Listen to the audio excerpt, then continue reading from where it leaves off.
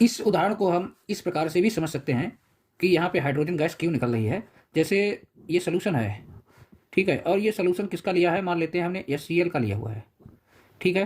तो HCl का ये जो सोल्यूशन हमने ले लिया है और इसमें हम इलेक्ट्रोड डाल रहे हैं, कौन सा, Mg का, Mg का इलेक्ट्रोड है। अब Mg का इलेक्ट्रोड क्या काम करता है, दो इलेक्ट्रॉन को त्याग देता है, मतलब क्या बन जाता है Mg जो है Mg2+ बन जाता है, ठीक है। और ये जो 2+ इलेक्ट्रॉन है यहाँ पे ये Cl जो है वो किसमें टूट जाता है, H+ और Cl- में टूट जाता है। यही पॉजिटिव के इलेक्ट्रॉन कौन ले लेता है, ये पॉजिटिव वाले इलेक्ट्रॉन जो है हाइड्रोजन ले लेता है और यहाँ पे क्या निकल जाती है, हाइड्रोजन गैस निकलती है, ठीक है। तो इस एग्जाम्पल को हम इस प्रकार से भी समझ सकते हैं। दूसरी बात ये है, दूसरा हमने एग्जाम्पल ये लिया है Cu+2HCl। तो अब ये हमने कहा है कि ये रिएक्शन यहाँ पे आप ले रहे हैं, ये Cl का सोल्यूशन ले रहे हैं और इसमें क्या डाल रहे हैं, कॉपर का इलेक्ट्रोड लगा रहे हैं। तो ये रिएक्शन नहीं हो रही है, नहीं क्यों नहीं हो रही, क्योंकि कॉपर अपने आप को ऑक्सीडाइज नहीं कराएगा। कॉपर जो है वो कहाँ है, विद्युत रासायनिक श्रेणी में ये सब नीचे है और ये जो Mg जो है, Mg ऊपर है, इसीलिए Mg जो है वो ऑक्सीडाइज ऑक्सीकरण उसका होता है और कॉपर का ऑक्सीकरण नहीं होता है, यही एक कारण है, इसीलिए ये रिएक्शन नहीं हो रही है। तो हमें ये बात यहाँ पे समझ लेनी है, यहाँ पे ये आप Mg का लगा रहे हैं, ये ऑक्सीडाइज नहीं होगा, ठीक है। तो आगे देखते हैं। अब हम पढ़ेंगे विद्युत अपघटनी विलयनों का चालकत्व या चालकता, ठीक है। विद्युत, थोड़ा इधर बढ़ा लेते हैं, विद्युत अपघटनी विलयनों का चालकत्व या चालकता, ठीक है। इसको इंग्लिश में इस प्रकार प्रदर्शित कर सकते हैं, कंडक्टेंस ऑफ इलेक्ट्रोलिटिक सॉल्यूशंस या कंडक्टेंस ऑफ इलेक्ट्रोलिटिक सॉल्यूशंस या कंडक्टिविटी, ठीक है। तो इसको हम अब समझेंगे, इसको अब हम समझेंगे और इसको समझने, थोड़ा दिख नहीं रहा है, इधर बढ़ा लेते हैं, अब सही दिख रहा है। तो इसको समझेंगे और इसको समझने से पहले एक हम पढ़ेंगे धात्विक चालक। इन टर्म्स को समझने के लिए पहले हमें पढ़ना पड़ेगा धात्विक चालक, ठीक है, यानी कि मेटैलिक कंडक्टर, ठीक है। इसमें हम पहला टर्म पढ़ेंगे रेजिस्टेंस, यानी कि प्रतिरोध, यानी कि इसको कहते हैं रेजिस्टेंस, इसको प्रदर्शित करते हैं किससे, कैपिटल R से। तो रेजिस्टेंस क्या होता है, रेजिस्टेंस क्या होता है, कोई भी चालक है और उसमें धारा बह रही है, कोई भी चालक है इस प्रकार से और उसमें धारा बह रही है, तो रेजिस्टेंस क्या करता है, इस बहने वाली धारा का प्रतिरोध करता है, ठीक है, इस बहने वाली धारा का प्रतिरोध करता है। कहने का मतलब रेजिस्टेंस प्रतिरोध क्या हुआ, जो विद्युत धारा के प्रवाह को रोकता है, जो विद्युत धारा के प्रवाह को रोकता है या रोकने की कोशिश करता है, रोकता है, ठीक है, क्या कहलाता है, प्रतिरोध कहलाता है, ठीक है। अगर ये चालक की लंबाई अधिक होगी तो कहने का मतलब प्रतिरोध उसे अधिक झेलना पड़ेगा, किसको, चालक को। अगर किसी चालक की लंबाई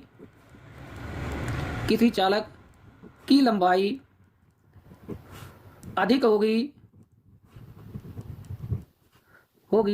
तो उसे अधिक प्रतिरोध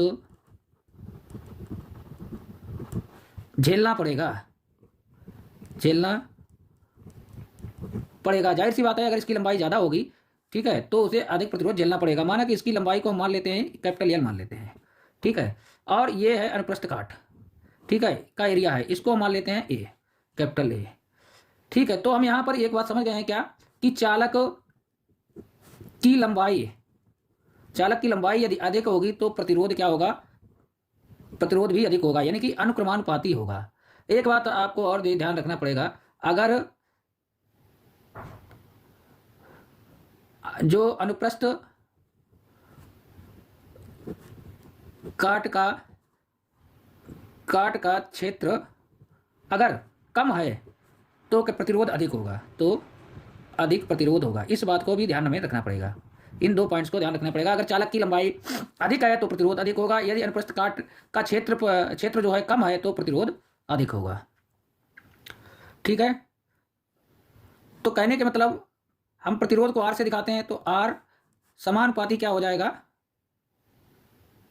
L के हो जाएगा। इसको चाहे तो इधर उठा के लिख लो, प्रतिरोध जो है चालक की लंबाई के समानुपाती होता है, ऐसे भी लिख सकते हैं, प्रतिरोध समानुपाती है चालक की लंबाई के, तो R समानुपाती L। ठीक है, तो R समानुपाती L और R समानुपाती अनुक्रमानुपाती किसके हो जाएगा, 1/a के।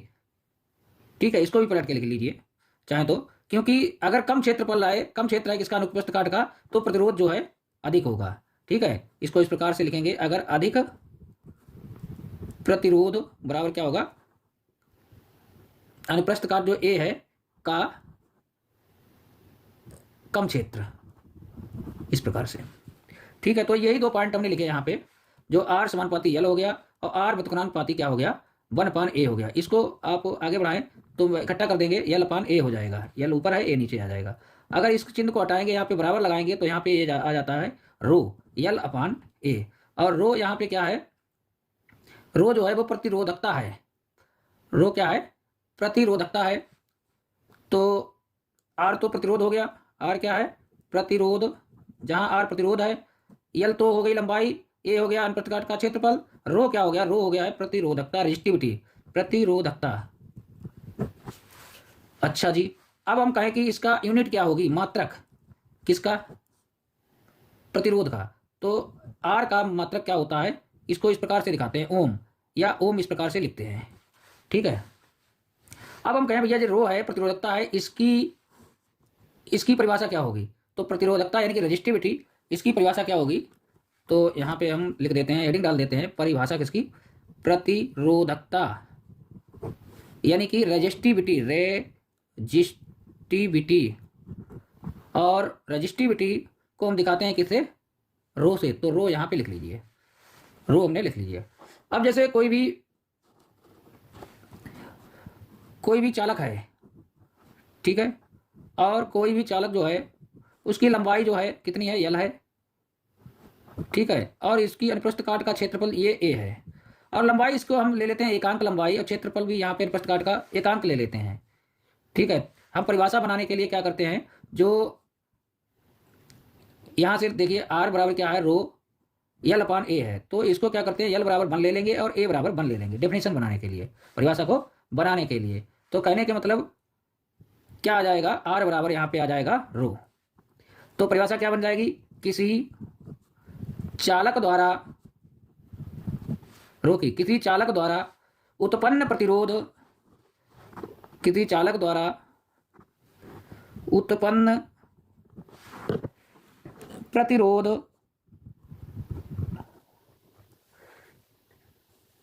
जब प्रतिरोध, ठीक है, कब, जब पूर्ण विराम लगाएं, जब चालक की लंबाई इकाई हो, जब चालक की लंबाई इकाई हो तथा अनुप्रस्थ काट का क्षेत्रफल, तथा अनुप्रस्थ काट का क्षेत्रफल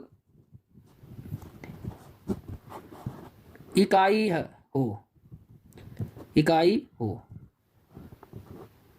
अच्छा जी, ठीक है, अब हम देखेंगे, क्या देखेंगे, अब हम देखेंगे जो रो है इसकी यूनिट को देखते हैं। ठीक है, तो रो की यूनिट को देखते हैं, तो मात्रक यानी कि यूनिट का मतलब मात्रक रो बराबर क्या होता है, RA/L, ये निकलेगा, देख लेना सही से, रो बराबर। ठीक है, तो रो का R का मात्रक आप लोग जानते हैं ओम, और A क्या है, एरिया है अनुप्रस्थ काट का, तो एरिया के मतलब मीटर का स्क्वायर होता है, नीचे L क्या है, लंबाई है, चालक की, तो ये मीटर से होती है, तो यम से यम काट दीजिए तो कितना हो गया, ओम यम। ठीक है, ये इसका क्या हो गया है, मात्रक हो गया, किसका, रो का, यानी कि प्रतिरोधकता का, प्रतिरोधकता यानी कि रो का। ठीक है। अच्छा, जो चालकता होती है, चालकता आप जानते हैं, यानी कि या चालकत्व, चालकत्व लिख दीजिए। चालकत्व वो क्या होता है, 1/, प्रतिरोध होता है। ठीक है, चालकत्व जो होता है प्रतिरोध का उल्टा होता है भाई वो, क्योंकि चालक को क्या करता है, कम करता है प्रतिरोध। इसीलिए आप एक बात ये भी ध्यान रखें, जो चालकत्व है अगर बढ़ता है तो प्रतिरोध क्या होता है, कम होता है, तो प्रतिरोध कम होता है, हमें ये बात भी समझनी पड़ेगी। अच्छा जी, बहुत अच्छी बात है। अब हम क्या पढ़ेंगे, आ जाते हैं इलेक्ट्रोलिटिक सॉल्यूशन, यानी कि विद्युत अपघट्य सॉल्यूशन। विद्युत अपघट्य सॉल्यूशन यानी कि बिलियन लिखे सीधे, बिलियन। तो जो मेटेलिक कंडक्टर के जो हमने टर्म्स पढ़े हैं वो यहाँ पर भी लागू होंगे, क्योंकि ये विद्युत अपघट्य जो बिलियन है यही रूल्स को फॉलो करता है। तो आपने क्या पढ़ा भैया, अभी आपने पढ़ा था रेजिस्टेंस यानी कि प्रतिरोध। ठीक है, इसको सही से समझ लेंगे, चाहे तो फिर एक बार समझ लेंगे। कंडक्टेंस यानी कि चालकत्व को हमने को सही से पढ़ेंगे, यहाँ पे इन टर्म्स को वहाँ पे भी लागू किया गया और इसमें भी लागू किया जाएगा जी। ठीक है, और कप्पा ये वहाँ भी लागू होता है, यहाँ पे भी लागू होगा, और रो ये वहाँ पे भी टर्म्स लागू होते हैं और यहाँ पे भी टर्म्स लागू होंगे। ठीक है। अच्छा जी, आप कहेंगे सर वहाँ पे जब हमने पढ़ा था मेटेलिक कंडक्टर में, वहाँ पे तो यल और ये हमने, यल और जो ये लिया था वो लिया था हमने, जो चालक था, चालक की लंबाई को हमने यल ले लिया था, और जो कनप्रस्थ काट थी उसके क्षेत्र को ए ले लिया था। यहाँ पर हम क्या यल और ए लेंगे। अच्छा जी, आप ऐसा सोच रहे हैं, ऐसा सोच भी सकते हैं। विद्युत अपघट्य विलयन में जो विद्युत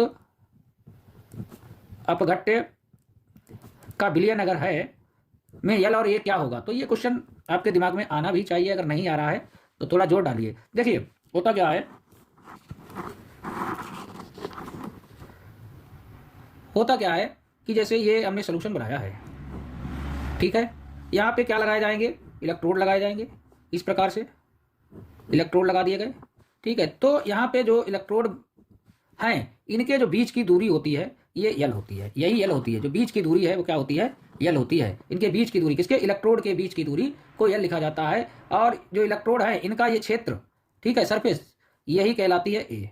ठीक है, तो यहाँ पे ये चीज़ है ए और ये चीज़ है यल, तो इसको यहाँ पे ध्यान रखेंगे, इसमें कंफ्यूजन बच्चों का बना रहता है। तो अब हम पढ़ने लगे हैं, इस बात को समझ लीजिए, क्या पढ़ने लगे हैं, विद्युत अपघट्य विलयनों का चालकत्व। ठीक है, पूरी हेडिंग डाल दीजिए।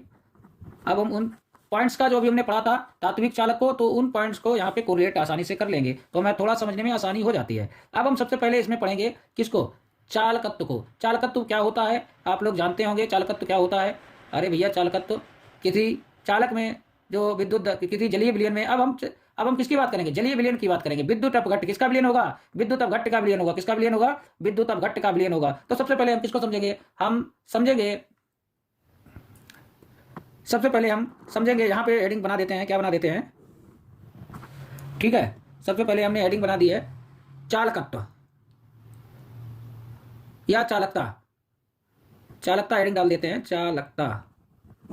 ठीक है, यहाँ पर हम इस बात को समझ चुके हैं कि विद्युत अपघट्य विलयन में हम यल और ये किसको लेंगे, यल जो लेंगे वो किसको ले रहे हैं, यल जो क्या है वो क्या है, यल लेंथ है, क्या है यल जो है, यल क्या है, लंबाई है, और लंबाई दो इलेक्ट्रोडों के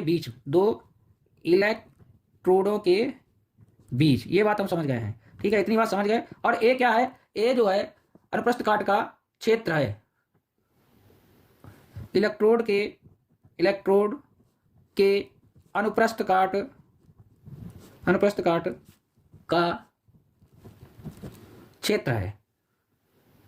अच्छा जी, और चालकता क्या होगी, चालकता अब हम पढ़ने जा रहे हैं तो इसको बहुत अच्छे से हम समझते भी हैं। चालकता क्या है, किसी विद्युत अपघट्य के जलीय विलयन द्वारा विद्युत धारा को प्रवाहित करने की क्षमता चालकता कहलाती है। तो इसकी परिभाषा लिख देते हैं, किसी विद्युत अपघट्य के जलीय विलयन द्वारा विद्युत धारा को प्रवाहित करने की क्षमता, कमा लगाएं, चालकता कहलाती है। अच्छा जी, चालकता हम जानते हैं, चालकता एक पॉइंट ये भी लिख दे, प्रतिरोध का व्युत्क्रम होती है। चालकता प्रतिरोध का व्युत्क्रम होती है। ये तो हम बात जानते हैं, तो अच्छी बात है, लिख देते हैं, जानते हैं तो। अच्छा, समझ गए होंगे आप। किसी भी, ये आप सोल्यूशन बनाया है, विद्युत अपघट्य ले लिया है। विद्युत अपघट्य क्या है भैया? जो आपने आयनों में टूट जाता है। KCl को ले लीजिए, NaCl को ले लीजिए, इसमें क्या हो सकती है? विद्युत धारा प्रवाहित हो सकती है। ठीक है, तो ये आयंस के रूप में है, K+Cl- के रूप में है। ये विद्युत अपघट्य का काम कर रहा है। किसी विद्युत के अपघट्य के जलीय विलयन द्वारा विद्युत धारा को प्रवाहित करने की क्षमता चालकता कहलाती है। इतनी बात आप बिल्कुल समझ गए होंगे। अच्छा जी, अब हमने लिखा है चालकता प्रतिरोध के व्युत्क्रम होती है। चालकता जिसे हम G से प्रदर्शित करते हैं वो किसके? 1/R होती है। अच्छा जी, तो हम जानते हैं R बराबर क्या होता है? B/I होता है। R बराबर क्या होता है? R बराबर होता है B/I। अच्छा, R बराबर B/I। हमने ओम्स का लॉ पढ़ा है, हम वहां से ये बात जानते हैं। B बराबर IR होता है। ठीक है, ओम का लॉ हमने पढ़ा है, B बराबर क्या होता है? IR होता है, धारा गुणे प्रतिरोध के बराबर। ठीक है, तो यहीं से हमने ले लिया है R बराबर B/I। ये ओम का नियम है। ठीक है, ओम का नियम। तो अब हम क्या करेंगे? अब हम यहाँ पे R की जगह पे ये वैल्यू रख देंगे, तो G बराबर 1/B/I आ जाएगा। अच्छा जी, तो G बराबर आ जाएगा, ये I ऊपर चली जाए, I/B हो जाएगा, I/B हो जाएगा। और यदि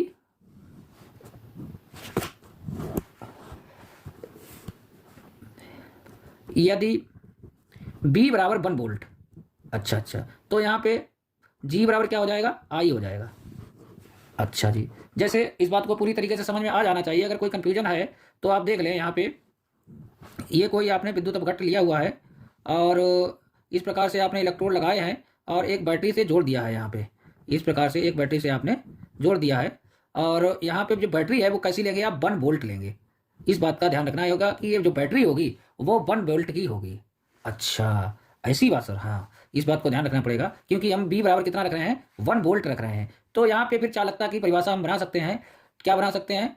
ठीक है, और फिर जो यहाँ पे धारा बह रही होगी वो 1 वोल्ट ही होगी। यहाँ पे जो धारा बह रही होगी वो 1 वोल्ट होगी। अच्छा जी, तो क्या परिभाषा बना सकते हैं चालकता की? जब किसी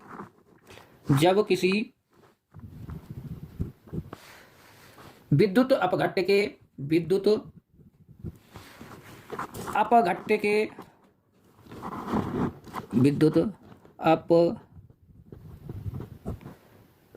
के जलीय विलयन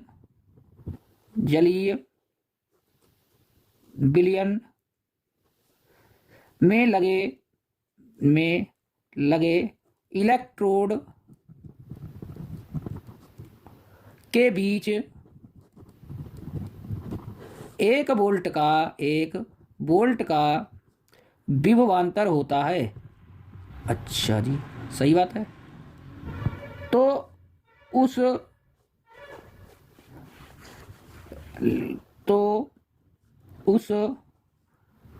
विलयन में बहने वाली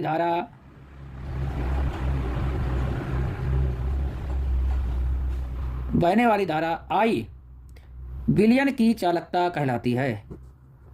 विलयन की चालकता कहलाती है।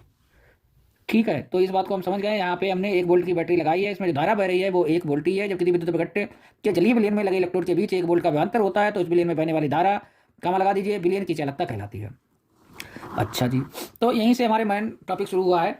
पहले हमने धात्विक चालक के बारे में पढ़ा था, तो उस पॉइंट्स को थोड़ा यहाँ पे हेल्प करते हैं, इसलिए पढ़ा था। विद्युत अपघट्य विलयन का चालकत्व तो यहाँ पे हम देख रहे हैं। ये कोई चालक है, ये इसकी लंबाई है और ये क्या है? ये है इसका क्षेत्रफल, वृत्ताकार का क्षेत्र है। ठीक है, यह लंबाई 2 इलेक्ट्रॉनों के बीच की लंबाई है और दो लंबाई दो इलेक्ट्रॉनों के बीच की, और ये क्या है, इलेक्ट्रॉनों के अनुप्रस्थ काट का क्षेत्रफल। अब हम चालकता को देख रहे हैं। किसी विद्युत के जलीय विलयन द्वारा विद्युत धारा को प्रभावित करने की क्षमता चालकता कहलाती है। चालकता का प्रतिरोध व्युत्क्रम होती है। जी बराबर आर, आर क्या है, V/I, तो यहाँ पे हमने वैल्यू रख दी है, V 1 वोल्ट लिया है, 1 वोल्ट की बैटरी लगा दी है, तो हम ये भी डेफिनेशन आराम से लिख सकते हैं, कोई हमें दिक्कत नहीं होनी चाहिए। अच्छा जी, नहीं होगी। अब हम पढ़ेंगे विशिष्ट चालकता। अब हम पढ़ेंगे विशिष्ट चालकता। और विशिष्ट चालकता क्या होती है? अच्छा जी, तो इस पेज को पलट लेते हैं, हटा देते हैं क्योंकि इसमें जगह बची नहीं है। तो यहाँ पे आ जाते हैं विशिष्ट चालकता।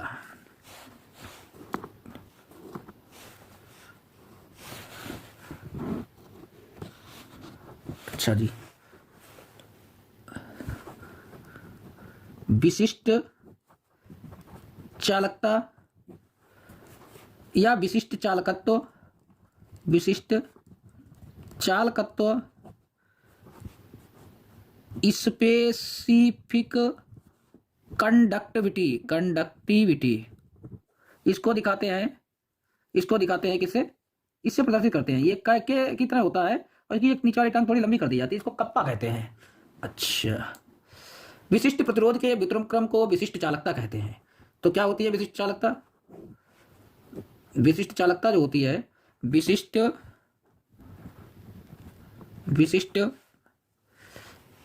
प्रतिरोध के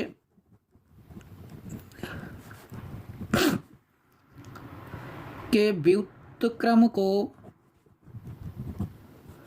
विशिष्ट चालकता कहते हैं।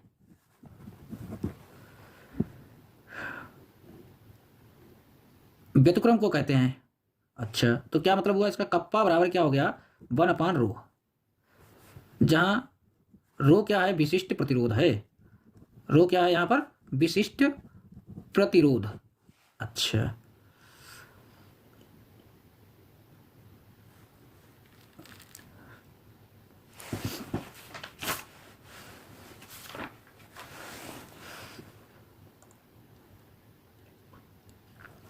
कप्पा बराबर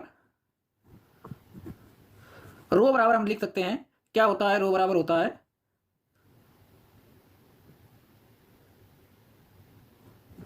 GL/A। ठीक है, कप्पा बराबर क्या होता है,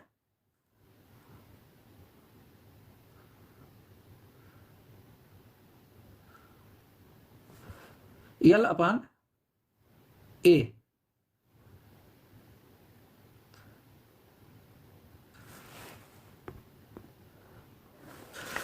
देखिए रो बराबर क्या होता है, यहाँ पे अभी हम पढ़ चुके थे, रो बराबर इस चीज को रख लेंगे RA/L। ठीक है, तो इसको जरा माफ कीजिए, इसको थोड़ा रोक दीजिए। तो कप्पा बराबर 1/रो बराबर अभी हमने दिखाया है क्या होता है, RA/ जो L है। ठीक है, अब ये L जो है कहाँ चला जाएगा, ऊपर चला जाएगा। तो कप्पा बराबर क्या हो जाएगा, L/RA। ठीक है, तो ये आ जाएगा, जहां कप्पा क्या है, विशिष्ट चालकता है, विशिष्ट चालकता है।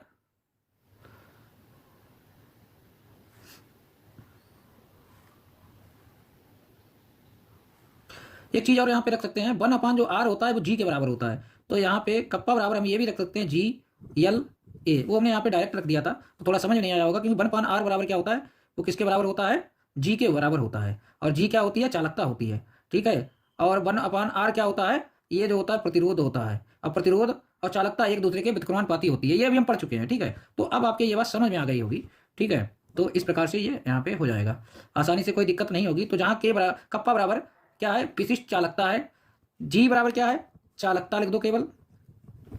L क्या है, इलेक्ट्रोड के बीच की दूरी, दोनों इलेक्ट्रोड के बीच की दूरी लिखना आप, इलेक्ट्रोडों के बीच की दूरी।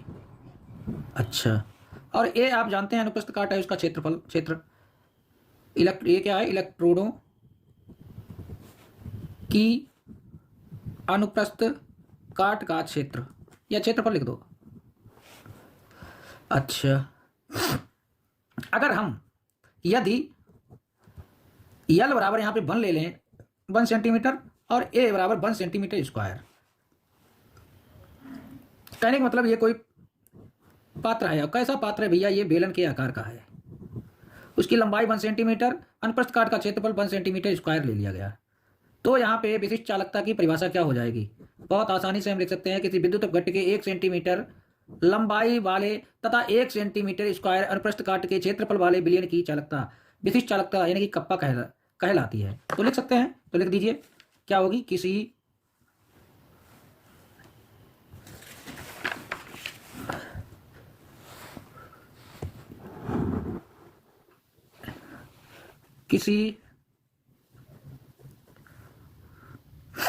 विद्युत अपघट्य के 1 सेंटीमीटर लंबाई वाले 1 सेंटीमीटर लंबाई वाले तथा 1 सेंटीमीटर स्क्वायर अनुप्रस्थ काट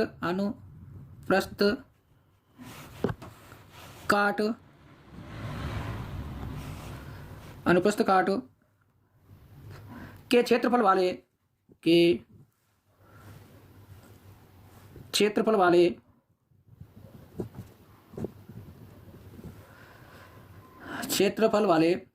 विलयन की चालकता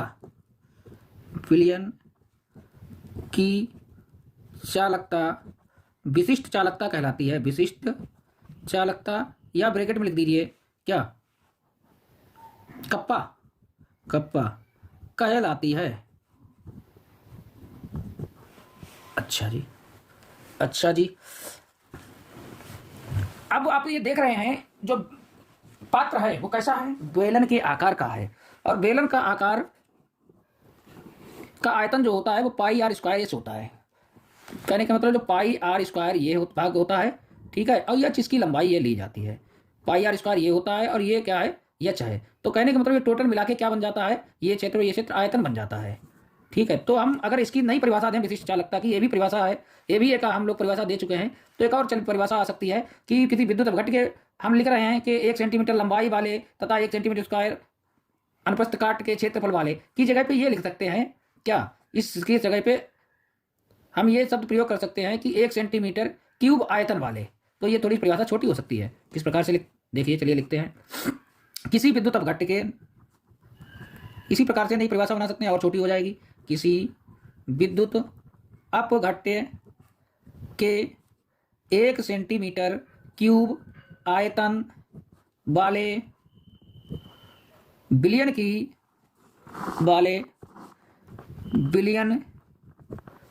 की चालकता उसकी विशिष्ट चालकता कहलाती है। उसकी विशिष्ट चालकता कहलाती है। अच्छा जी।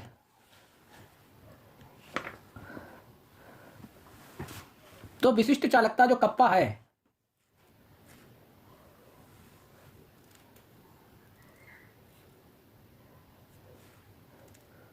विशिष्ट चालकता जो कप्पा है, इसका मात्रक क्या होता है? इसका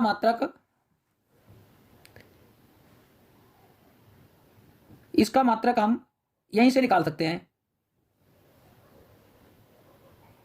कहां से निकाल सकते हैं? जैसे हमने लिखा था कप्पा बराबर यल अपान आर ए। तो ये तो लंबाई थी, तो इसका मात्रक मीटर हो गया। आर क्या है? प्रतिरोध है, इसका मात्रक ओम होता है। ए एरिया है तो मीटर स्क्वायर है, तो यहां से काट दीजिए। तो यहां पे क्या बचा है? ओम पर मीटर बचा, ठीक है। तो ये इसका मात्रक हो जाएगा ओम पर मीटर। लेकिन ओम भी भैया, ओम भी नीचे से ऊपर गया है, तो पर ओम पर मीटर हो जाएगा, ठीक है। पर ओम, इसका ध्यान रखना है, गड़बड़ ना हो बिल्कुल भी। ठीक है, तो हमने अभी देखा था विशिष्ट चालकता को। विशिष्ट चालकता क्या है या चालकत्व तो इसे कप्पा से प्रदर्शित करते हैं। किसी विशिष्ट विशिष्ट प्रतिरोध के व्युत्क्रम को विशिष्ट चालकता कहते हैं। कप्पा बराबर अपान रो, जहाँ रो क्या है, विशिष्ट प्रतिरोध है। तो कप्पा बराबर 1 या रो की जगह पे हमने आर ए अपान एल रखा है, एल को ऊपर ले गए थे। Kappa L upon R A, 1/r को जी से प्रदर्शित करते हैं चालकत्व चालकता। तो कप्पा बराबर जी एल अपान ए, जहाँ कप्पा विशिष्ट चालकता, जी चालकता, एल इलेक्ट्रोडों के बीच की दूरी, ए इलेक्ट्रोडों की अनुप्रस्थ काट का क्षेत्रफल। इसकी हमने एक और परिभाषा दी थी विशिष्ट चालकता की। हमने बताया था इसकी लंबाई कि पात्र की कितनी है, 1 सेंटीमीटर है। अनुप्रस्थ काट का क्षेत्रफल 1 सेंटीमीटर। किसी विद्युत अपघट्ट के 1 सेंटीमीटर लंबाई वाले तथा 1 सेंटीमीटर स्क्वायर अनुप्रस्थ काट के क्षेत्रफल वाले विलयन की चालकता विशिष्ट चालकता कहलाती है। इसके बाद हमने कहा था कि इसकी जगह पर ये विलयन है, पाई आर स्क्वायर एच है। पाई आर स्क्वायर इसको प्रदर्शित कर रहा है, एच जो है इसकी ऊंचाई है। तो इसको हम क्या कह सकते हैं, ये पूरा क्या है, आयतन है। तो इसकी जगह पे हमने 1 सेंटीमीटर लंबाई वाले और 1 सेंटीमीटर स्क्वायर अनुप्रस्थ काट के क्षेत्रफल वाले की जगह पे 1 सेंटीमीटर स्क्वायर आयतन वाले रख दिया गया। तो परिभाषा और छोटी हो गई थी। किसी विद्युत अपघट्ट के 1 सेंटीमीटर क्यूब आयतन वाले विलयन की चालकता उसकी विशिष्ट चालकता कहलाती है। कप्पा बराबर एल, फिर हमने इसका यहाँ पे निकाला है मात्रक, यहाँ पे डाल देते हैं मात्रक। कप्पा बराबर एल अपान आर ए, तो इसका मात्रक इस प्रकार से हमने यहाँ पे निकाल लिया है। चाहे तो आप लिख दें, चाहे ये साइन बना दें, ओम का कोई ज्यादा इफेक्ट पड़ने वाला है नहीं। अब विशिष्ट चालकता के बाद हम पढ़ेंगे सेल नियतांक। ठीक है, सेल नियतांक।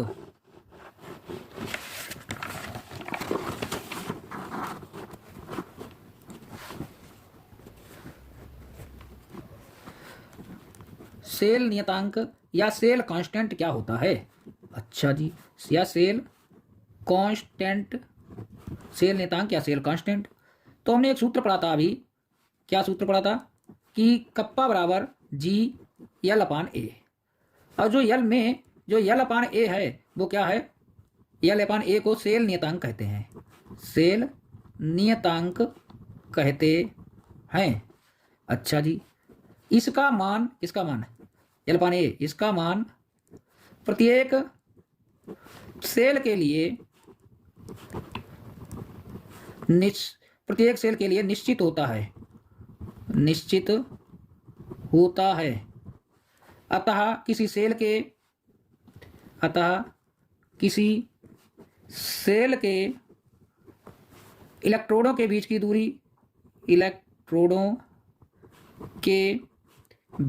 दूरी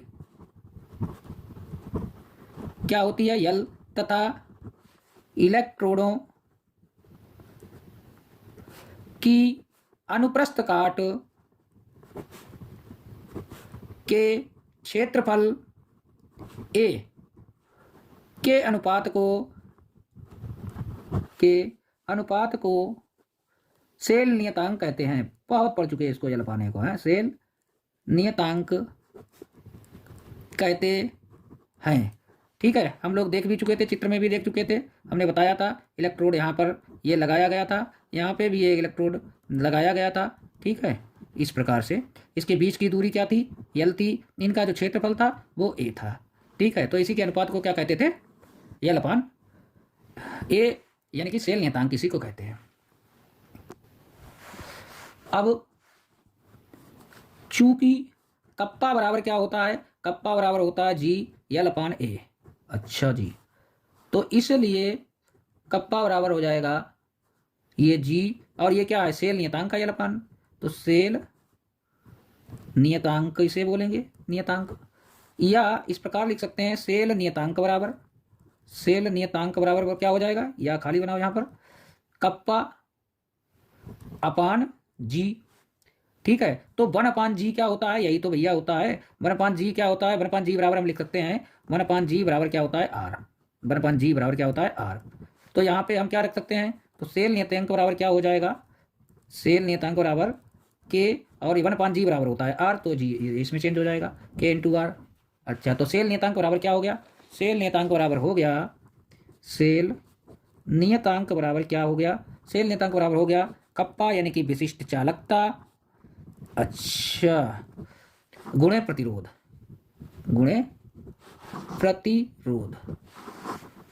अगर इसका मात्रक आप निकालेंगे तो मात्रक आप लोग निकाल सकते हैं। इसका कप्पा का कितना आया था, कप्पा का हम लोग निकाल चुके हैं पीछे अभी, तो उसका कितना आया था, तो कप्पा का यहाँ पे अभी निकाला था, पर ओम पर सेंटीमीटर निकाला था। इसका निकाला था हमने पर ओम पर मीटर या पर सेंटीमीटर, और ये क्या है, प्रतिरोध। तो इसका मात्रक, इसका है प्रतिरोध, तो ये क्या है, प्रतिरोध का मात्रक होता है ओम, ये इससे कट जाएगा तो इसका मात्रक आ जाएगा क्या, पर मीटर या पर सेंटीमीटर, उससे कोई दिक्कत नहीं। ठीक है, आसानी से निकल आएगा। ठीक है, विशिष्ट चालकता का मात्रक हम पीछे निकाल चुके थे, वो रख लो। प्रतिरोध का मात्रक ओम होता है, ये नीचे है पर ओम, तो इससे इसे काट दिया तो पर मीटर बचा, या पर सेंटीमीटर लिख देते हैं, कोई हमें दिक्कत होगी नहीं। अच्छा जी, अब हम क्या करेंगे, अब हम पढ़ेंगे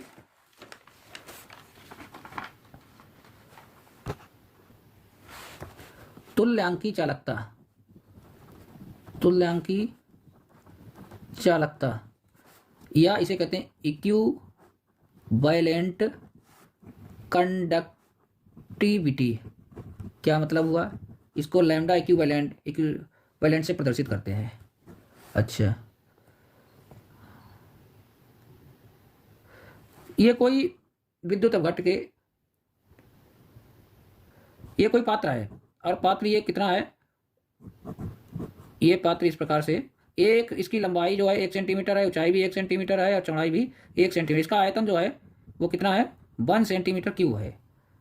ठीक है, तो तुल्यांकी चालकता क्या होती है, यदि विद्युत अपघट्ट के 1 सेंटीमीटर क्यूब आयतन वाले विलयन में यदि विद्युत अपघट्ट को 1 ग्राम तुल्यांक गुला होता है तो ऐसे विलयन की चालकता तुल्यांकी चालकता कहलाती है। क्या होती है, किसी विद्युत अपघट्य के 1 सेंटीमीटर क्यूब आयतन वाले विलयन में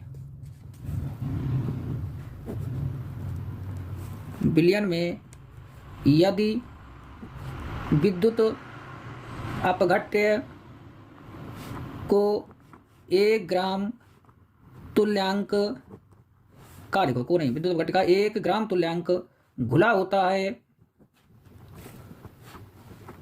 तो ऐसे विलयन की चालकता तुल्यांकी चालकता कहलाती है। तुल्यांकी चालकता कहलाती है। तो लैम्डा इक्विवेलेंट बराबर क्या हो जाएगा, K इंटू 1000/N। ये तो हम सब जानते ही हैं, ये क्या है, तुल्यांकी चालकता है। तुल्यांकी चालकता है, ये कप्पा हम जानते ही हैं, और यन नहीं जानते, यहाँ पे यन जो है वो नॉर्मलता है। तो लैम्डा इक्विवेलेंट बराबर कप्पा, हम ये भी लिख सकते हैं मल्टीप्लाई बी इक्विवेलेंट, और बी इक्विवेलेंट यहाँ पे क्या है, 1 ग्राम तुल्यांक वाले विलयन का आयतन, तुल्यांक वाले विलयन का आयतन।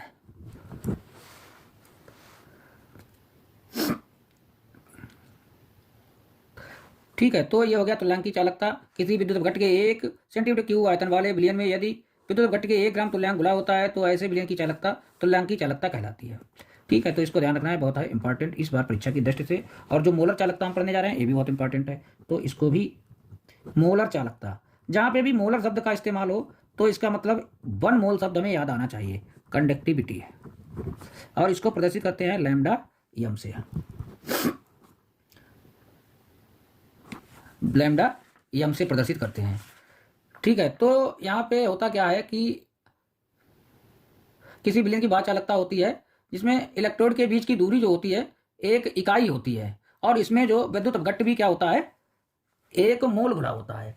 ठीक है, तो मोलर चालकता क्या होती है, 1 सेंटीमीटर क्यूब आयतन वाले विलयन में यदि विद्युत अपघट्ट का 1 मोल घुला हो तो उस विलयन की चालकता मोलर चालकता कहलाती है।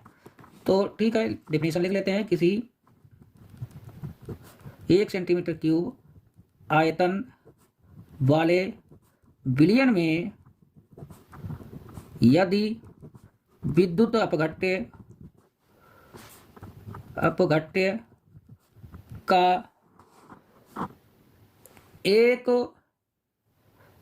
का 1 मोल घुला होता है तो उसे विलयन की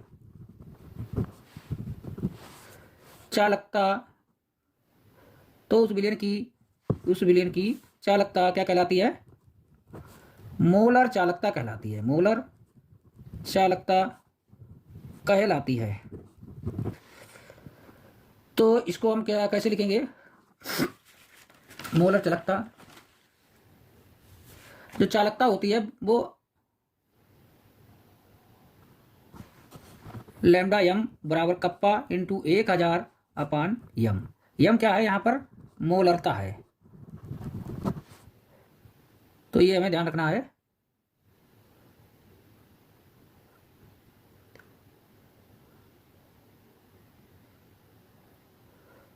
और लैम्डा यम बराबर कप्पा इंटू बी एम भी लिख सकते हैं। और जहाँ बी एम क्या है, जहाँ बी एम क्या है, एक मोल घुले हुए, एक मोल घुले हुए विलयन का सेंटीमीटर क्यूब में आयतन है। ठीक है, इसको हमने लिख दिया बी एम। तो ये बात हमें पकड़नी पड़ेगी। अब इसके बाद हम समझेंगे, बहुत ही इंपॉर्टेंट है। तो मोलर चालकता क्या होती है? किसी 1 सेंटीमीटर क्यूब आयतन वाले विलयन में यदि विद्युत घट्ट का एक मोल घुला होता है तो उसे विलयन की चालकता मोलर चालकता कहलाती है।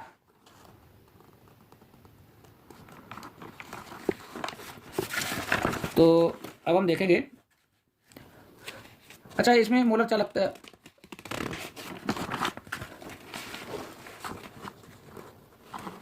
इसको हम इस प्रकार से भी समझ सकते हैं।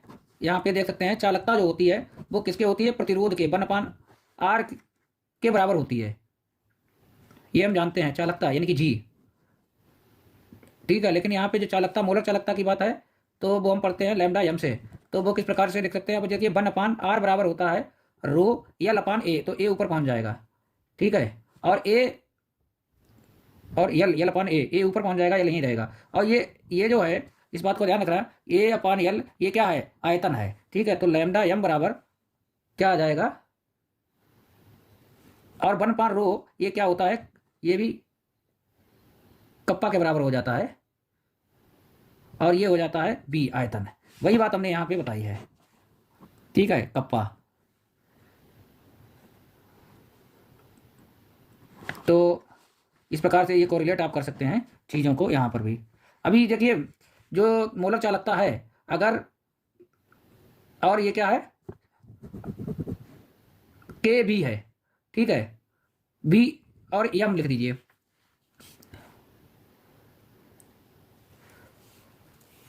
अगर हम वॉल्यूम बढ़ा देते हैं विलयन का, तो जो मोलर चालकता होती है वो बढ़ जाती है, क्योंकि ये इसके बराबर में है। ठीक है, इस बात का हमें ध्यान रखना पड़ेगा, इस बात का ध्यान रखिएगा। अगर हम तनुता बढ़ा देते हैं, यानी कि डाइल्यूशन को बढ़ा देते हैं, तो जो मोलर चालकता है वो क्या होगी? बढ़ जाएगी। और सांद्रता क्या होगी? सांद्रता क्या होगी? वो घट जाएगी। सांद्रता क्या होगी? वो घट जाएगी। हमें ये ध्यान देना पड़ेगा। ठीक है, अगर हम विलयन की मात्रा बढ़ा, अभी तो हम 1 मोल की भी बात कर रहे थे, लेकिन यदि हम विलयन की मात्रा को बढ़ा दें, यानी कि पतला कर दें, तनुता बढ़ा दें, तो जो मोलर चालकता है वो क्या होगी? बढ़ जाएगी। और सांद्रता क्या होगी? घट जाएगी। सांद्रता क्या होगी? घट जाएगी। नहीं समझ में आया? देखिए इस प्रकार से समझ लीजिए। अभी आपने क्या किया था, यहाँ पे कोई भी विद्युत अपघट्ट लिया है, केसीएल लिया हुआ है, 1 मोल घोले थे, आयतन भी आपका फिक्स था। अब ये के प्लस और सीएल माइनस, के प्लस और सीएल माइनस यहाँ पे प्रेजेंट है। ठीक है, जब आप क्या करेंगे, अब विलयन बढ़ा देंगे तो के प्लस और सीएल माइनस, जो यहाँ प्रेजेंट है, इनके बीच की दूरी जो है वो बढ़ जाती है। ठीक है, तो इनके बीच में आकर्षण बल क्या हो जाता है? कम हो जाता है। आकर्षण बल कम होने से क्या होता है? ये आसानी से मूव इधर उधर कर जा सकते हैं। तभी कहते हैं हम कि इनकी क्या होती है, जो मोलर चालकता है वो क्या होती है? बढ़ जाती है। और सांद्रता तो घट ही जाएगी जब विलयन बढ़ जाएगा। तो सांद्रता तो विलयन, तो इसमें हम क्या बढ़ा रहे हैं? सिर्फ पानी ही बढ़ा रहे हैं, बाकी केसीएल तो 1 मोल ही रखेंगे। ठीक है, केसीएल 1 मोल ही रखेंगे, बट इसके विलयन का आयतन हम टोटल बढ़ा देते हैं। तो उस बात को हम कह रहे हैं, इसीलिए सांद्रता क्या हो जाती है? कम हो जाती है। इंपॉर्टेंट पॉइंट है, ये हमें ध्यान रखना पड़ेगा। अच्छा, अब हम पढ़ेंगे, क्या पढ़ेंगे? मोलर चालकता, मोलर चालकता लैम्डा यम का मात्रक निकाल सकते हैं आप। मोलर चालकता का मात्रक आराम से निकाल लेंगे। देखिए क्या होगा, मोलर चालकता बराबर लैम्डा यम बराबर के इंटू बी एम निकाला आपने। लैम्डा यम बराबर क्या निकाला है? लैम्डा यम बराबर के इंटू बी एम निकाला है। ठीक है, तो इसका मात्रक क्या होता है? कप्पा का। कप्पा का मात्रक हम लोग जानते हैं, पहले निकाल चुके हैं। तो कप्पा का जो मात्रक होता है वो ओम पर सेंटीमीटर होता है, ऐसे पर ओम पर सेंटीमीटर होता है।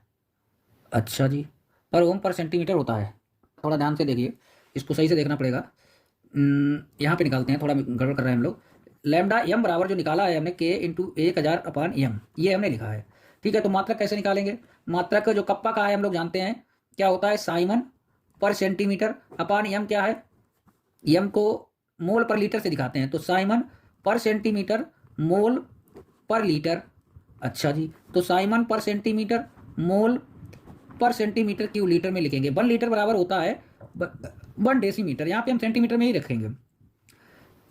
ठीक है, तो ये सेंटीमीटर को आप सीधा करेंगे तो ये लैम्डा एम बराबर आ जाएगा साइमन सेंटीमीटर स्क्वायर मोल पर मोल आ जाएगा। ठीक है, तो ये इसका मात्रक हो गया।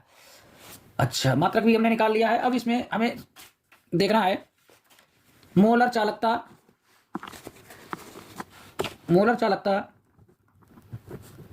यानी कि लैम्डा एम का मात्रक नहीं, मोलर चालकता तथा तुल्यांकी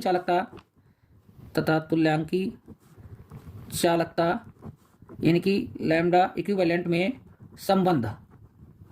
और संबंध लैम्डा एम बराबर हम जानते हैं क्या होता है, के इंटू 1000 अपान एम।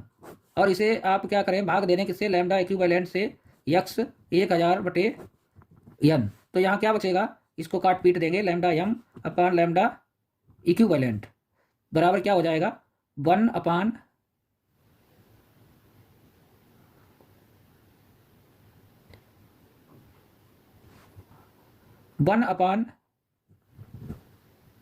एम।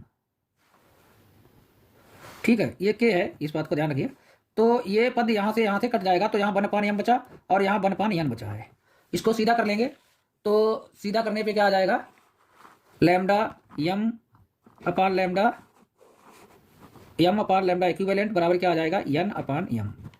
ठीक है, अब इधर आ जाते हैं, लैम्डा एम अपान लैम्डा इक्विवेलेंट। तो ये क्या होता है, लैम्डा एम क्या होता है, बराबर होता है डब्ल्यू अपान ई इंटू बी। और वॉल्यूम किस में होता है, लीटर में होता है भैया, लीटर में। और ये लैम्डा इक्विवेलेंट क्या होता है, कैसे लिखते हैं इसको, डब्ल्यू अपान एम इंटू बी, ये भी लीटर में होता है। भार बटे अणुभार, ये क्या है, भार बटे अणुभार, वेट अपान मॉलिक्यूलर वेट। ठीक है, तो लैम्डा एम बराबर लैम्डा इक्विवेलेंट बराबर 1 अपान ई अपान 1 अपान एम। ठीक है, क्योंकि ये जो पद है लैम्डा एम अपान लैम्डा इक्विवेलेंट बराबर एम अपान ई, तो लैम्डा एम बराबर लैम्डा इक्विवेलेंट को हम लिख सकते हैं, क्या लिख सकते हैं, स्मॉल एन भी। ठीक है, इसको आप समझते हैं।